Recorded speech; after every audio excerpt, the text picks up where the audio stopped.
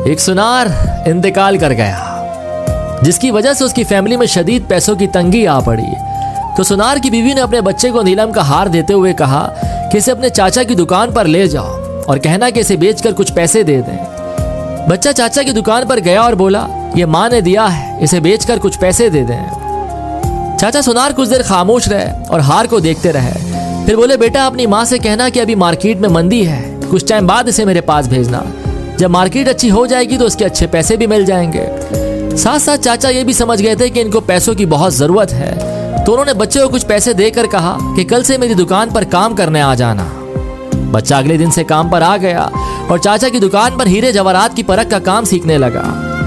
कुछ टाइम बाद जब वो अपने काम में माहिर हो गया तो दूर दूर से लोग उससे हीरे जवाहरात की परख कराने आने लगे। तो एक दिन चाचा उस लड़के से बोले, अभी मार्केट अच्छी है तो अपनी माँ से वो नीलम का हार ले आओ। लड़का घर गया और अपनी माँ से नीलम का हार मांगा कि चाचा मांग रहे हैं। माँ हार लाई तो लड़का उसे देखकर चौंक गया और बोला, माँ ये तो नकली है, और हार वहीं छोड़कर वापस चाचा के पास आ गया। चाचा ने पूछा, हार नहीं लाए? तो कहने लगा, वो तो नकली है, लेकिन आपने मुझे उस वक्त क्यों नहीं बताया जब मैं पहली दफा उसे आपके पास लेकर आया था? तो चाचा बोले, अगर मैं उस वक्त तुम्हें ये बात बता देता कि वो हार नकली है तो तुम और तुम्हारी माँ को लगता कि आज हम पर बुरा वक्त आ गया है, तो सगा चाचा भी हार को नकली बताकर हमसे मुनाफा कमाना चाहता है। लेकिन आज तुम इस लायक हो गए हो कि तुमने फौरन उसे परख लिया कि वो हार नकली है। अक्सर हम गलत फहमियों का शिकार होकर अपने ही करीबी रिश्तों से दूरी बना लेते हैं या उन्हें खो बैठते हैं। तो अगर आपको इस सब से बचना है तो हर बार हमेशा सच्चाई को ही परखना है।